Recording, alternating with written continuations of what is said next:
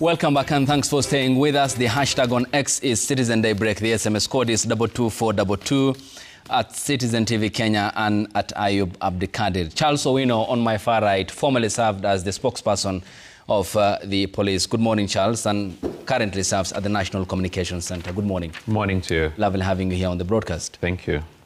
John Waiganjo is the former commissioner who served at the Independent Policing and Oversight Authority. Good morning. Good morning. Lovely having you here on the broadcast. Thank Grace you. Wangeshi is the executive director of the Independent Medical and Legal Unit. Yesterday she was busy at the Nairobi Funeral Home. Good morning. Good morning. Lovely having you here as well. Thank you. The company of Eric Deuri, the president formerly of the Law Society of Kenya. Good morning, Bwana Rais. Morning, Ayub. Much appreciated, ladies and gentlemen. Let's begin with a look at the front pages of the dailies, which are a reflection of the events around the death of Albert Ojwang, who was in police custody. And the Standard says the presence of DIG Police Service, Eliud Lagat, at a press conference yesterday, where the IG mentioned him as the complainant now at the Center of Investigations into the death of Albert Ojwang. The Daily Nation says the commanders, security chiefs under pressure to resolve the mysterious death of Albert Ojwang, a Voi-based teacher and blogger, an incident that has sparked nationwide outrage. Ojwang died hours after he was arrested by detectives investigating a complaint by their boss, Mr. Lagat, and the timelines are provided there also on the front pages of the dailies. First, coming to you, Grace. What were the experiences yesterday of you and the others who are following up on the death of Albert Ojwang? Thank you. Yesterday was a very tough day, very, very difficult day, spending the whole day with Albert's father and family members, as well as, people of goodwill that stood in solidarity with Albert's father. It's unfortunate that after waiting for several hours, the autopsy was not conducted, unfortunately. But let me just talk about the pain that we experienced yesterday. Mm-hmm. Now, Albert's father, Albert is picked up by police from the hands of his parents as they're having a meal, and then driven, these 400 kilometers away, and later on, he's dead. But now the father goes to the police station. So he's traveled on his own means in the evening, gets to the police station in the morning, asks to see his son, is told to wait, and he waits, or they're cleaning, or they're doing this, and then he's even at one point told to go and have breakfast. And then he comes back from 6 a.m. to 10 a.m. Mm-hmm. That's when the news was broken to him. So you can imagine, number one, this is a life that has been lost. Of course, they knew that Albert had passed on from 1 p.m. in the night, and 1 a.m. in the night, and nobody had just the courtesy to inform him when he came in. So yesterday, just speaking to him, seeing a very broken father, really, really broken, having struggled to raise his son with huge expectations, an innocent man. He was just accused of false publication, a misdemeanor, a crime. It's really sad. And as we begin this conversation, I just want to reiterate that in this country, we cannot have people being killed due to their opinions, due to their choice to express themselves. All these are provided for in the Constitution. And so, as I said yesterday, it's a shame that we have witnessed this. And Ayub, to mention, and I'll speak to this a little later, it's not the only case this year of people who've died in police custody. There are many cases. Of course, this will get us back to events around June last year, and which ended with the breach of parliament. Charles, this is disturbing, is it, given the inconsistencies in the accounts of police as to what happened to Albert before the admission that he died while he was in custody? Before we even go to inconsistencies, from my experience, one of the things that police dread most from our early training was escape from police custody and death in police custody. Death in police custody is taken very, very seriously. And no police officer, starting from the officer commanding police station, would allow someone to die in his custody. I remember my first station where I worked, I had a very experienced OCS, the late Clifton Josephat Anami Msoso. You know, we had teams like the Flying Squad and so on, and you know the experiences those days. One instruction he gave us when we were new was that never admit a person in custody who has been brought by any other service, whether he has been brought by, unless it's somebody from your station. Yeah. Brought by CID, brought by anti-stock theft unit, you don't admit unless you have contacted him.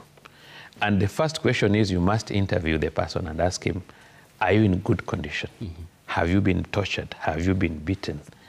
And anytime you receive a person in custody, even a person who has been maybe harmed through mob injustice, the first thing you do is to take the person to hospital. And these are standards that had been put in place. So one of the things police dread most is having somebody die in your custody is a serious, serious issue.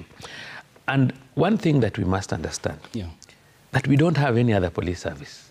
We only have one national police service. And therefore, the image of the police is very important. So when such incidences happen, it puts everybody in a very awkward position, starting with the police service itself. Because the police have responsibility to inculcate trust into people. Because somebody would ask, if I'm not safe in custody, then what happened? Because I've talked to the officers who arrested Ojwang with his parents in Homa Bay, and they told me they drove the guy, well, fine, and they handed him over to the police station while he was fine. And that's what, because I personally called the officer in charge of cybercrime. What happened? How did you bring this? He said, no, this guy was in communication even with his family members, even with his friends, until we reached Nairobi. Yeah. And therefore, this puts the police in a very awkward position, especially at this particular time that we even have heightened political tensions and many other issues, because the main question is people will start wondering. So I think the most important thing is that I believe the IG and most of the DCI will be on top of this investigation so that we can get to know exactly what happened and who is responsible for this. Okay. Because if we don't do that and we keep on having situations where police image keeps on going down, then it will be a very big problem. So I think this must be done with a lot of speed, and actual information must come out, and we must know who did it, because we have a lot of theories.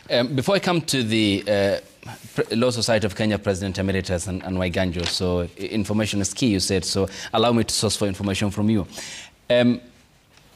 So who are the police officers who arrested Albert? Understandably, the reports were that he was whisked away from Homa Bay County when he was booked at the police station by DCI officers. Yes. Yeah. How many police officers were involved? I am not sure, but I think there must have been 3 or so. 3 or so? Yes. Maybe including a driver. Okay. From the National Police Service? From DCI, yes. National Police, DCI is under National Police Service. Okay. Their details were never made clear in the statement by the IG yesterday and the previous night when the OCS and the others were interdicted. It's paramount, is it, that it's also made public as to... There's nothing wrong with making that public. Yeah. But I want to believe that as at the time the IG was going for the press briefing, he must have gotten a briefing from both the DCI and the DIG police. They must explain to him what were the circumstances, what really happened. I looked at the body. Yeah. I saw the body on a photo, and I could see blood from his nose. And there's visible injuries. And yes, visible injuries. So our question would be, if our colleagues from DCI are saying we brought him fine up to the police station and he was received when he was okay, then what happened in the police custody? Because this person has not been found outside. He was in police custody, and from police custody to the morgue. Yeah. So it must come out clearly what happened and who did it and what was the motive. Yeah. Yes. And as a trained cop, are you then concerned, because the accounts in the first statement by the National Police Service that he had hit his head against the wall, from the physical observation, wasn't the true account given. As a former spokesperson of the National Police Service, are you then concerned with the manner of communication by the National Police? Number one, I am not just a former police person. I am a trained investigator. And I was an instructor for many years, teaching DCI officers matters law, the Penal Code, the Criminal Procedure Code, the Evidence Act. DIG Langat was one of my students very early in his life at the DCI Academy when he just came. So I'm not just a police spokesperson. I was not just a police person, a post spokesperson. I'm a well-trained police officer and an investigator and a trainer, for your information. Okay.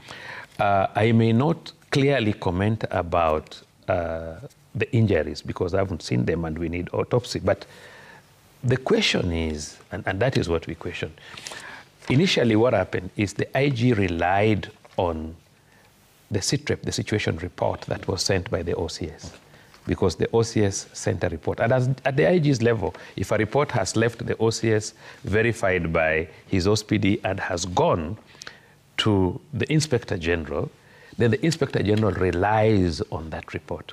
But the question later that came up was, it is said he was alone in custody. Yeah. He was in his own cell. Mm-hmm. And therefore, you can only come up with a theory of somebody hitting his head if he was with 2 or 3 other people who could have witnessed. So if there was nobody, then how do you come up with this theory of somebody? That alone gives a bad image. Yeah. You know, sometimes things happen. It is just good to say it as it is, because sometimes you can be protecting a person that later destroys you. It cannot work. So what I can say is that the autopsy will be very important. But most importantly, those officers who are at the report office, what we call the report office personnel and the cell sentry, should be able to tell us what happened. Could some people have gotten their way into the cells at night? Yeah. And if they got their way, who are those people? Because you see, I'm telling you, Hussein, you don't have any other police service.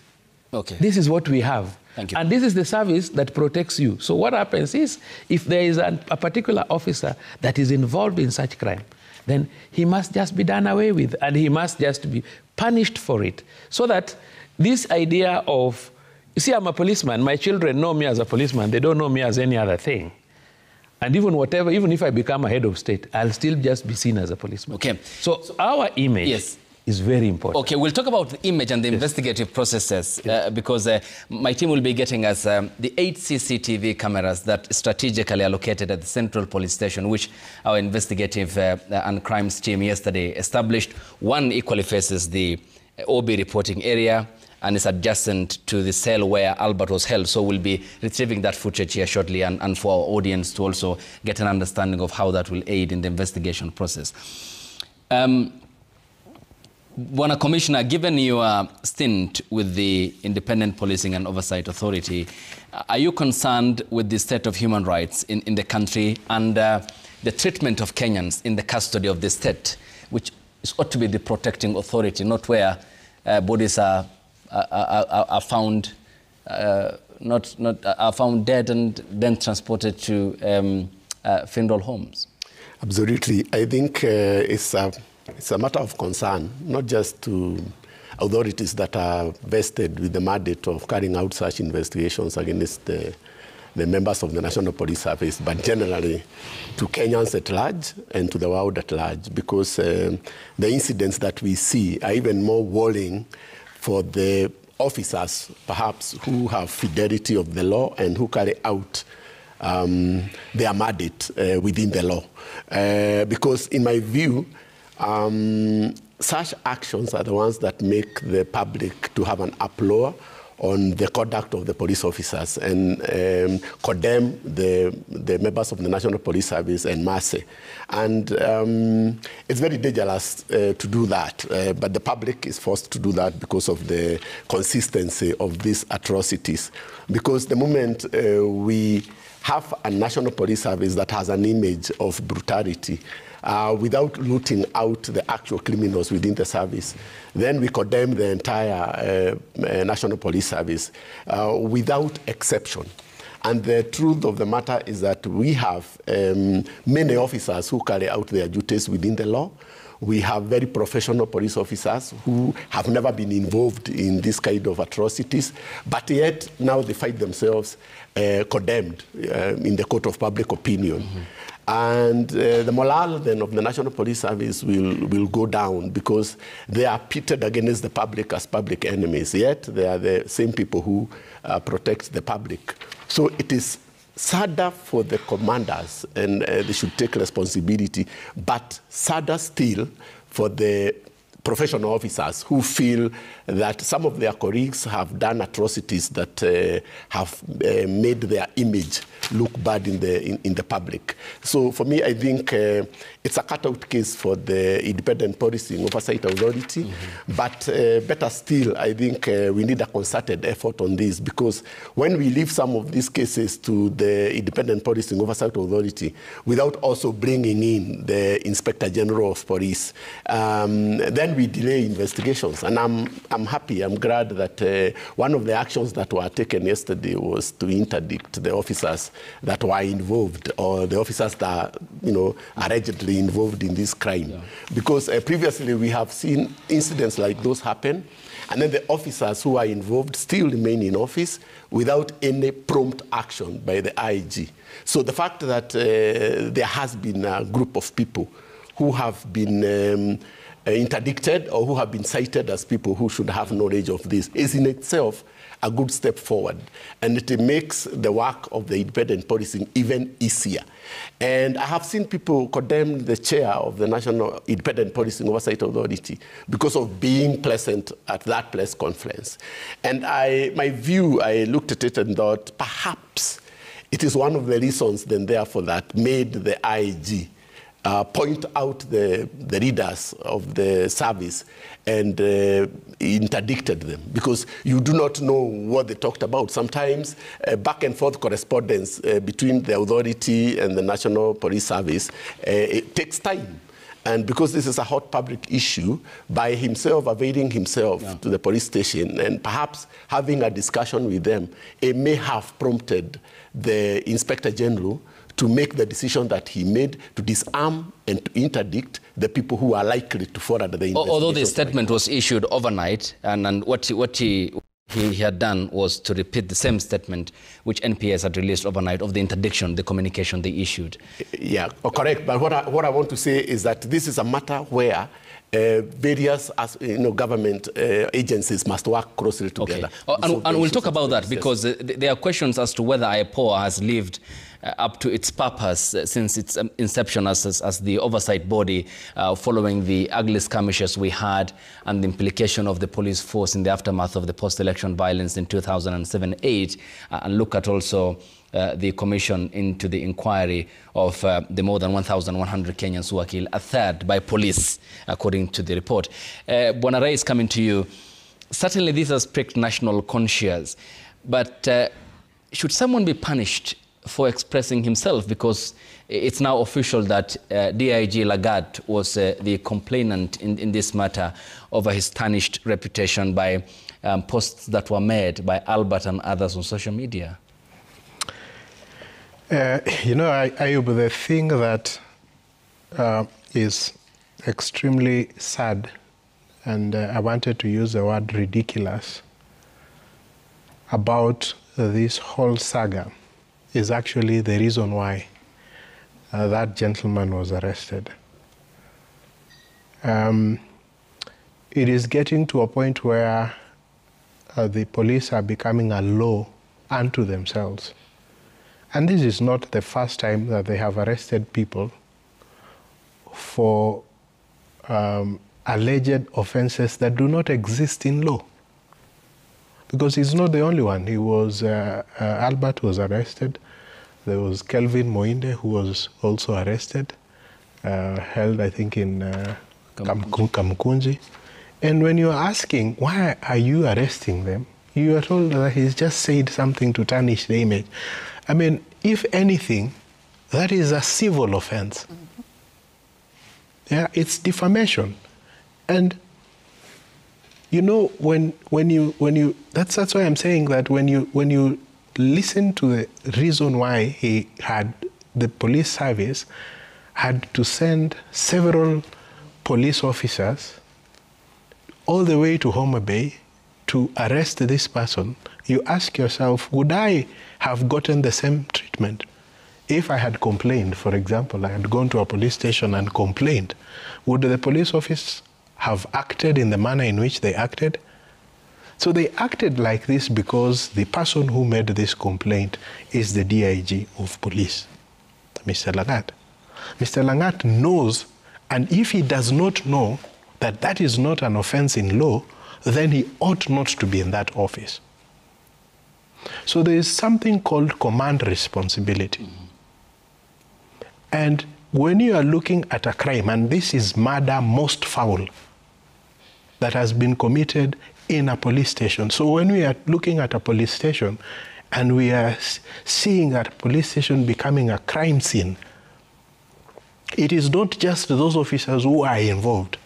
It is actually the person who made the complaint, who is also an accessory to that crime. And so the DIG of police must also take command responsibility and step down from office as these investigations are being done. That is the only thing that then would tell us that we are having serious investigations in this issue. And I hear what Commissioner here is saying, former Commissioner of IPOA is saying. But for me, I took great exception to having the chair of IPOA standing in that press conference, knowing the circumstances that the complaint that led to the arrest of this person was actually made by DIG Langat.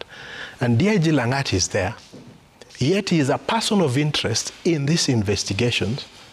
And ultimately, if you look at, and this is something that the courts have dealt with, and IPOA former IPOA commissioner will tell you that these are things that we've been dealing with, the question of command responsibility. And it has gone to court, and the courts have upheld it. And so we need to deal with this situation with the seriousness it deserves. And the reason why I say this is this. When the police force, and I'm now using it force, loses public confidence as it is, and I'm not saying that there are so many officers that I've dealt with that are extremely professional, that do their work very well. And I've intervened in so many cases. We intervened in the case of Rose Njeri, who was arrested. And then you ask those officers in confidence, and they're telling you, you know, Mr. President, there's nothing we can do because we have orders to detain this person until Monday.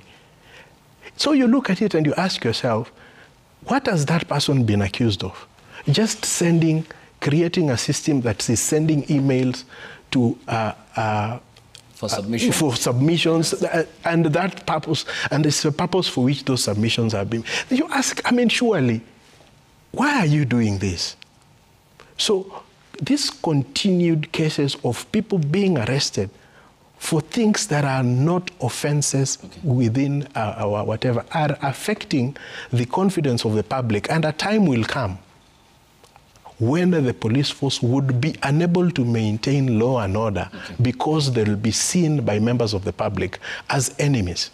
Okay. And ladies and gentlemen, when we get back from the break, we proceed with what in the eyes of many Kenyans is a lame oversight mechanism. More than 30,000 complaints received by the Independent Policing and Oversight Authority since its inception. And imagine, only 33 convictions were secured. Of course, this speaks to the criminal justice system and the other institutions that are equally crucial. The police reforms and the state of the National Police Service, as well as the documented cases of killings of Kenyans last year during the protest against the finance bill, which ended up with the breach of parliament on June the 25th. All of that after the break here on the broadcast here on Daybreak. Stay tuned.